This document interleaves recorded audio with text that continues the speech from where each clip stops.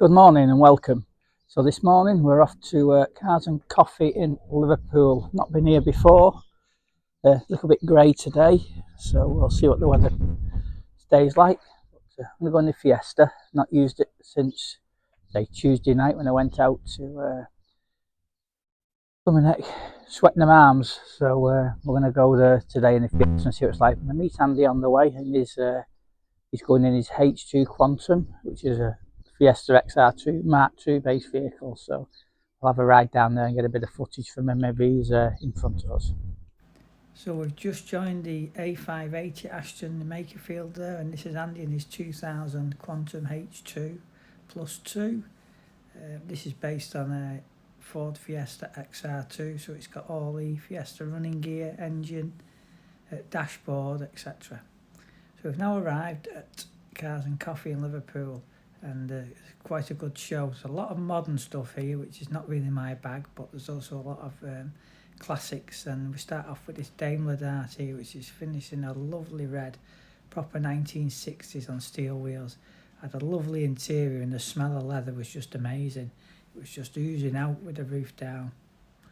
Then we moved on to this little Alpina. There's quite a few of these here, and I really like these. They're proper classic looking shape. There's a lovely blue one, and then there was a nice black one, and there was a police car one, which we'll see later on. Here we have another late Porsche, and then this Series 2A Land Rover 1971 in the very period distressed look, should we say. But at least it was there, and looked pretty solid with a galvanised chassis. Now this was interesting. It was a left-hand drive two-door Mercedes. Looks like a 1970s, early 70s or late 60s. But what was interesting was under the bonnet, which you can see next. It had a Ford V8 in it, which I've never seen before. Don't understand why I didn't put the Mercedes V8 in, but hey ho. Didn't hear it running, so I don't know what it sounded like, but I'm sure it pulled really well, because you can get quite a good tune out of these Ford V8s. Looked like a little small block. Then there was quite a few modern Mondeos and a couple of XR4Is. One, the blue one there, was a Turbo Technics. Very nice car. They were both very nice cars in their own way. The blue one stood out a little bit more, I just think, because of the colour.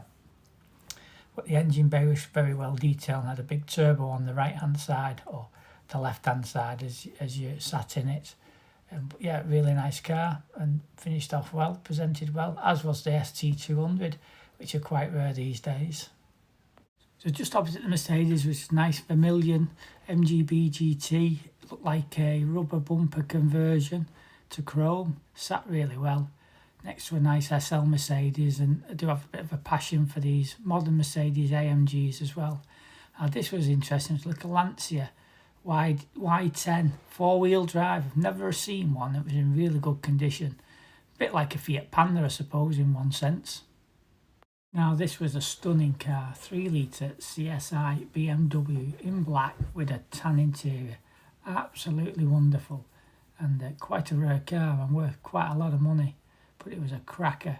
Don't know how old the restoration was, but it did look very fresh.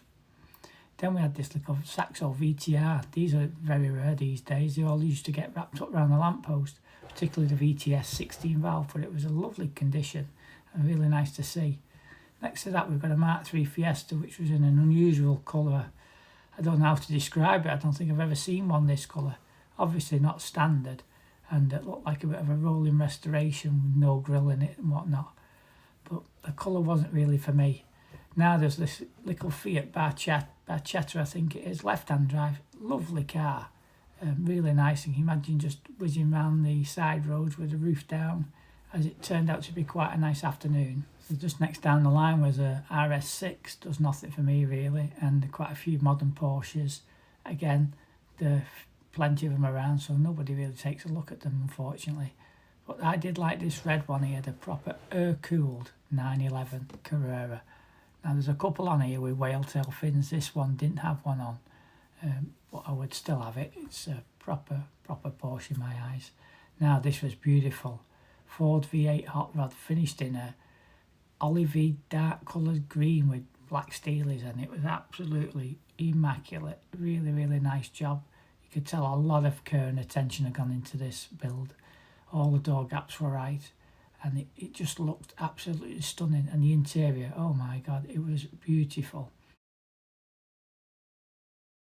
Now this took my fancy, and I'm not really a lover of modern cars, but these Alfa Romeos seem to just float my boat at the moment. They just have a lovely styling. It looks like a little baby Ferrari at the rear, but beautiful metallic red colour.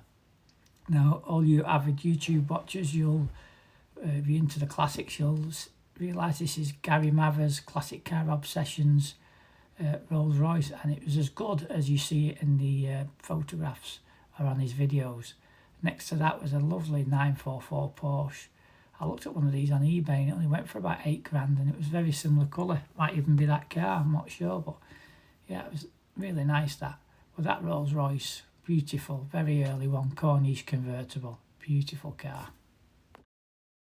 Now this was a monster, a Buick 8 finished in a red over black, and the chrome was unbelievable.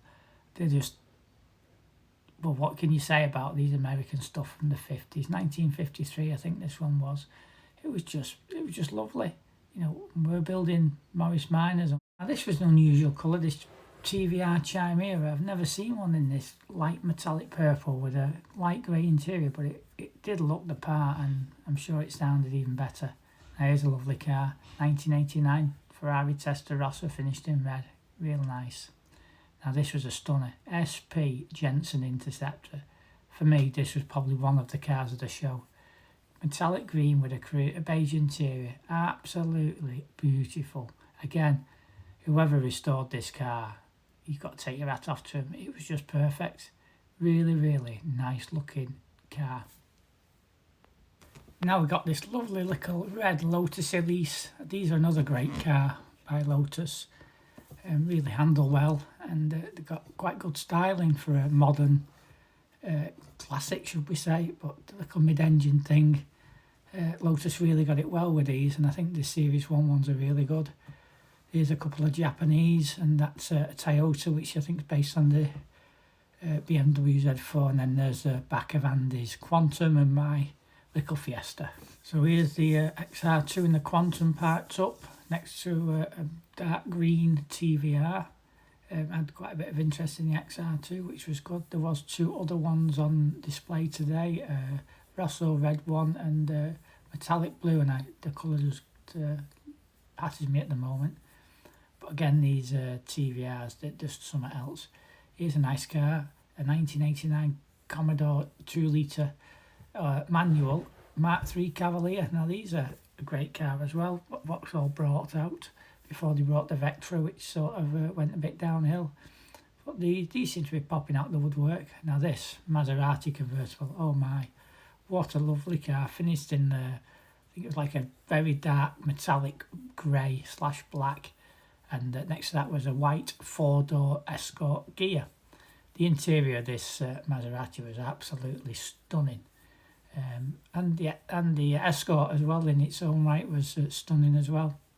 A little bit ripply on one of the back doors, but you know, it's got to forgive it's 30 odd years old. Now we followed this Aston Martin in, and it's a beautiful colour, light metallic blue, but I wasn't overly keen on the wheels. Now they're probably original, but they were like a mini light style alloys, and personally I didn't think it suited it, and it had some high back velour seats, which I'm sure wasn't original. But fair play, it got driven here, and that's what counts. This is another nice car, Audi, I think it's 80 convertible, finished in dark blue metallic. Unfortunately, the paint was just coming off the side trims. I could have done with a clean on the inside. But yeah, 2.6 engine. Now this was unusual. Reminded me a bit of Scooby-Doo van, but that's for our friend Mr. Paul Tubby there, 74. You're not 74 yet, but it's a good red for you when you are. It was amazing inside, proper 60s style with a surfboard and the wooden roof, but it weighed a fair weight, so it needed a bit of bump to pull it. Now moving on, I've seen this before at one of the shows we used to go to, and it's closed down at the little Reliant Regal, I think it is, or Reliant Robin, sorry, later one. But yeah, a bit of war rooms, looks like it's been inside it in its life. And then there's a little 998 Mini Cooper Mark II. Outside door handles, but with a Mark II backlights and a bigger rear window, finished in Snowberry white with a black roof, 1969, and the period spot lamp on the boot lid. Moving up to the next car park, there's this lovely 1981 in silver Porsche 924. Unfortunately, the birds took a liking to it and deposited a bit of stuff over its bonnet, but unfortunately, that's what happens. But yeah, it was a real nice car, that genuine looking car, which was nice to see, unmolested and on its original alloys. Here's the little Mark II Mexico we see playing inside. Now, this was a nice car, 106 Peugeot. Apparently it had about 6 or 8 owners, 1.1, but it sounded lovely when the young man was moving it along. And this is another one, nice little Datsun, I think it's a Cherry as well. This took me fancy, Brabus AMG Mercedes, and then this Corvette Z06 or Z06. This was unbelievably noisy when it rocked up, right noise from the exhaust, but it sounded amazing. Not really a lover of these Lamborghinis, but I did quite like this one with the satin wrap on it. It just looks a bit stealth-like, and yeah, I don't know whether I'd own one, but I can't afford one anyway. Here's a nice Aston Martin Vantage. You know, the owner was moaning about how long the roof took to take up, or it should take minutes, he said. I'm thinking, well, to be honest, that's pretty quick. It's not as quick as the one you pull up by hand, but you know, there's a lot of machinery in that to make that activate, and it took about 20 seconds, so I don't know what he was expecting, but it was a real nice car. It sounded amazing. He revved it a few times when I was videoing it, but yeah, it was a nice car. Next to that was some modern one. Blimey, I don't know how much that cost, probably quite a few quid. Nice private plate on it, another convertible, but stunning car, absolutely stunning, and looked like some sort of road version of a race car, I suppose. Moving to Japan, there was quite a few of Japanese drift cars. I think this was a Skyline, but I don't know. There was no badges on it. But like I said, there was a lot of Japanese cars there, and twin cams and whatnot. So it must be a bit of a popular thing in the Liverpool area, the drifting culture. But it was a real clean car. I don't know who owned it, but it was a young or an old bloke.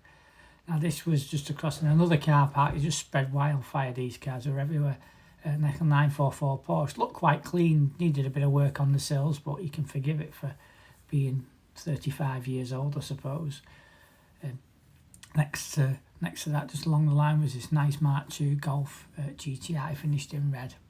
Now we followed this 911 Porsche in, and this was the first one with the whale tail fin on it. A real nice car. Older gentleman had it, and he parked it there out of the way, which was good. And it was a nice clean car with its original Fuchs alloys. Just across from that's a bit of a later one, 89, 911 again, the second one with the whale tail fin in silver. Now owning a silver car, I quite like modern classics in silver. There's just something about them when you get a bit of black wheels and trim on them and whatnot. They just look well.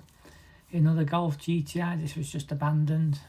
Looks like it's a bit used and abused, Mark III, but it could have cleaned up really well without a lot of effort, I don't think. You know, there's probably a couple of replacement panels and whatnot. Now this was quite rare, this little Toyota Starlet. It looked like a Japanese import, had the small number plates on it, and sported up a little bit, had a bit of regalia and brochures on the back seat and in the boot and whatnot. But yeah, it was quite a clean, straight car. Next to that was a couple of Ford Focuses, 2 RSs and a ST 54 plate. That was quite a nice car, just a little bit of paint coming off the bumper, but you know, it's quite old now, and the RS and the newer RS or ST one. Here we are, we've got another Japanese import. This was a monster of a car. I think it was a Sonata or something. I can't quite remember. I did see it on the boot lid, but big twin cam drift car, massive wide wheels on the back. Now here's the blue 1989 XR2, same as mine, but different colour, obviously. Had a factory roof, didn't have a stripe on it. Could have probably benefited from a nicer paint job, although it does look good in the videos close up. It did need a bit of work on the paint, but it was there, and that was the important thing. Had a lot of, well, it'd gone around the clock, so it's done twice as much mileage as mine, but yeah, it was in real good condition. Just up from the Fiesta with this lovely Alfa Romeo Giulietta. Now these are really ticking a box for me at the moment. I don't know, it's just a colour. I do love a red car, but the styling is just, I've never really took much interest in them, and the styling is just unbelievable. It's a real nice car. Had a double caliper on the back, I think one for the handbrake and one for the foot brake. but it's just lovely looking car, and it was absolutely immaculate. I know they've got a few reliability issues, but yeah, nice car. Next to that was another Japanese drift car, should we say. Immaculate condition. You know, these owners, they really look after them. I'm sure they give them a bit of stick as well, but yeah, real nice to see. And then little Honda Civic there, that was a nice clean car as well. Now this was a bit unusual. I thought, oh, is my camera playing funny tricks with me? It looks a bit wide. Turned out it was a Land Rover on a Range Rover chassis, and it'd been widened probably about 18 inches on the body. You can see the joint right down the bonnet in the boot lid. And it was real unusual and caused a lot of interest, and everyone was around it. And what made it even more unusual, it had a Nissan 600 diesel in it, so it's got the reliability as well going along with it. This was a nice little standard WRX Subaru. It was nice to see, not touched, beautiful condition, straight as a die down both sides. Obviously been repainted, I think, but real nice, genuine car. And I didn't even know they even had a rear wiper on these, being a saloon. It's a bit of an odd thing to see these days. Now there's quite a few of these here today, and they just do something that these early Rolls Royces, they're just, I don't know, they're just proper craftsmanship. I don't know what it is, but I'd love one. They just haven't got the space to just take too much space. But the two that were here, and well, the three, sorry, they were absolutely immaculate. You know, they take a lot of maintaining. This is another car, up and coming classic, the Honda S2000 in metallic blue, which I've not seen one in this colour, but again, these would be a great car for cruising, you know, across the continent in with the roof down in the nice weather, and they just rev for fun. And you've got the reliability with them being a Honda. This was the second Lancia Integrale. You don't see many, and then you see two, both in red, both equally as stunning in condition and real nice to see. This is a nice Mark III Golf just rolling in the VR6. Sounded beautiful, nice and quiet in like a metallic purpley colour. And then this is a Bug-Eye Subaru, again, early car, 02. You don't see these very often now, because these seem to get wrapped around the lamppost quite often in the past. Another drift car here, Skyline GTR. There was probably 6 or 7, maybe even more Japanese drift cars, and it was good to see. It's a really nice condition, and it was nice. This Lotus Esprit finished in silver. Probably quite a late car, I think, with the styling of the bumpers. But again, silver car, it just seemed to suit it, the body kit and the black across the back. But yeah, real nice car. This was beautiful. An early 1965 VW Beetle, left-hand drive, big Welsh dragon on each side at the front, so I presume they're from North Wales area.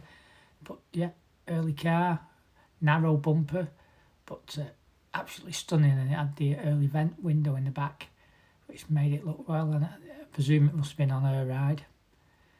This was a nice little Ford Pop, 100E.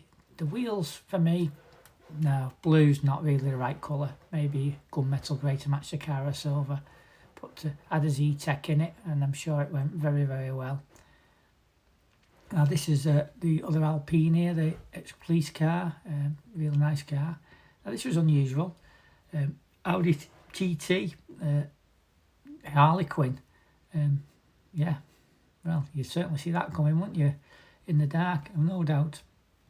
I'm not sure what this was, DTO. I think it was like a race car, because guy tried to move it and it made a right racket from the gearbox. So imagine it's a bit of an handful to drive on the road, but looked like a proper car that goes around the racetrack.